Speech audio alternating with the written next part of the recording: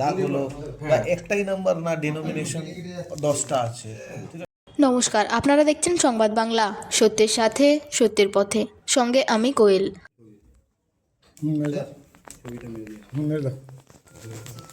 মালদায় জাল নোট পাচার চক্রে বড় সাফল্য পুলিশের।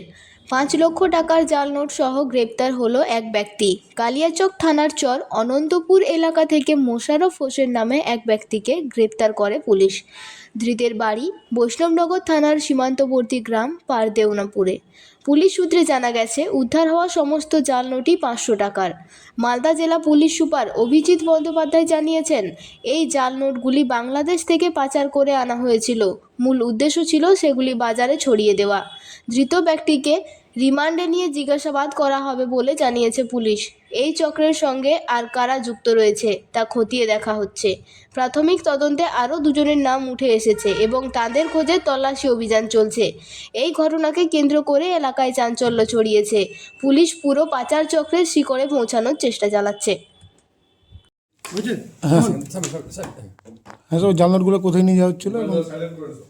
গোপন সূত্রের ভিত্তিতে কালিয়াচক থানার গোলাপগঞ্জ আইসির ইনচার্জ এবং অন্যান্য ফোর্স অফিসার চরিয়ানন্দপুরের কামাতের ওখানে ITI কলেজের কাছ থেকে একজন ব্যক্তিকে ইন্টারসেপ্ট করে। মোশাররফ হোসেন সান অফ সামায়ুন আলী, এর বাড়ি পার বৈদ্যনাথপুর, পোস্ট দেওনাপুর, থানা বৈষ্ণবনগর, জেলা মালদা।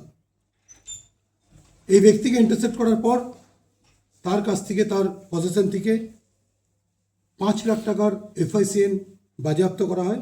আমাদের কাছে ইনফরমেশনটা ছিল যে বৈষ্ণবনগরের দিক থেকে এটা মহদীপুরের দিকে নিয়ে যাবে। এই ইনফরমেশনটাই ওয়ার্কআউট করে আমাদের ফোর্স অফিসাররা এবং এই ব্যক্তিকে অ্যারেস্ট করা হয় এবং তার পজিশন থেকে 5 লাখ টাকা জাল নোট আমরা সিজ করি, যেটা 9 RK সিরিজের। এই র্যাকেট, এটা একটা র্যাকেট। এখানে কেউ নিয়ে যায়, কেউ এটাকে ইনিশিয়েট করে, কেউ যোগাযোগ রক্ষা করে। তো আমরা বিভিন্ন ইনভেস্টিগেশনে দেখেছি, একদম এটা ইনিশিয়াল ফেজ অফ ইনভেস্টিগেশন আছে, কালকেই ধরা পড়েছে। একে আমরা ফরওয়ার্ড করে 10 দিনের পিসিতে নিচ্ছি। কে কেরিয়ার, কে ওনার, কে বর্ডারের ওপার থেকে নিয়ে আসছে, এই ব্যাপারগুলোকে ভেরিফাই করার জন্য আমরা পিসিতে নিচ্ছি। 10 দিনের পিসি পেয়ার সহ ওকে আমরা ফরওয়ার্ড করছি। তো আমরা যেটা জানতে পেরেছি, এটা জাল নোটগুলো নিয়ে এসে সার্কুলেট করার উদ্দেশ্যে এটাকে নিয়ে আসা হচ্ছিল। আমরা আরও 2 জন ব্যক্তির নাম পেয়েছি এই র্যাকেটের সঙ্গে যুক্ত 2 জন ব্যক্তি। তাদের নাম আমরা ইনভেস্টিগেশনের স্বার্থে প্রকাশ করছি না। খুব তাড়াতাড়ি আমরা তাদেরকেও অ্যারেস্ট করবো এবং পরবর্তী যে ইনভেস্টিগেশন সেটা প্রসিড। প্রাইমারি ইনভেস্টিগেশন আমরা যেটা জানতে পারছি যে এটা বাংলাদেশ থেকে জাল নোটগুলো এদেশে নিয়ে আসা হচ্ছে। ফেন্সিংয়ের উপর থেকে কখনো থ্রো করে দিয়ে, কখনো অন্যভাবে এটা করার চেষ্টা হচ্ছে। আপনারা জানেন ওখানে যে লোকেশন যদি আপনি দেখেন, তাহলে বর্ডারের জাস্ট ওদিক থেকে এদিকে থ্রো করে দেওয়ারও সুযোগ আছে। তো আমরা আগের কেসটাতে যেমন পেয়েছিলাম যে জাল নোটগুলো থ্রো করে দিচ্ছে, কখনো পাট খেতে, কখনো আমবাগানে, সেখান থেকে ওরা কালেক্ট করছে, কালেক্ট করে নিয়ে আসছে। এই ক্ষেত্রে কীভাবে জাল নোটগুলো এসছে, প্রাইমারিলি জানা গেছে ওপার থেকে এসছে।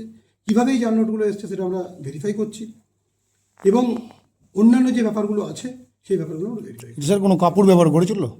ব্যাগই নিয়ে আসছিল, ব্যাগের মধ্যে দিয়ে নিয়ে আসছিল। আর একটা মোটরসাইকেলকে আমরা ইন্টারসেপ্ট করেছি, যে মোটরসাইকেলটা করে আসছিল। Thank you.